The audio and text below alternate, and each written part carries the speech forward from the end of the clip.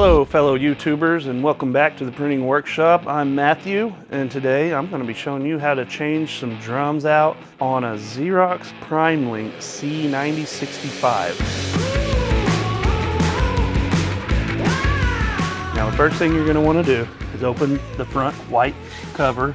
Got a handle on the right side over here. You just swing that open.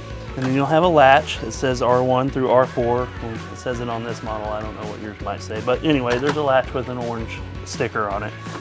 Pull down on that latch.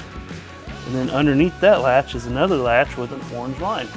You're gonna grab that latch and pull straight up on that latch.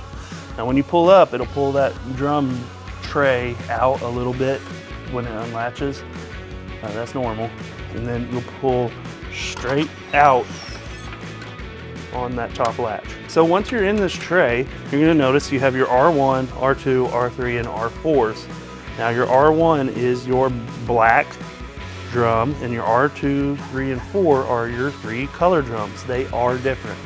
They're not interchangeable when you get new ones. So first, I'll show you on the R1, the black drum, you have 2 little handles right here that you just stick your fingers through and pull straight up. And it's that simple, guys.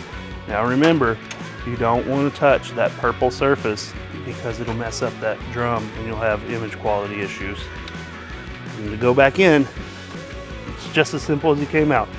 You have 2 little guides and you have the little guides on the tray itself, and you just put those together. Your R2 is your cyan.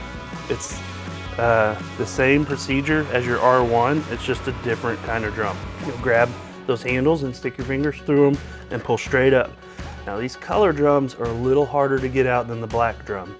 So give it a good pull and it should come straight out. You're not gonna mess anything up by doing that. That's how it's designed. And when you get your new one, you get it out of the package very carefully and get your fingers back into those holes in that holder. And you have your guides on the front and the rear of the drum. You're going to slide those into the guides that are on the drawer itself.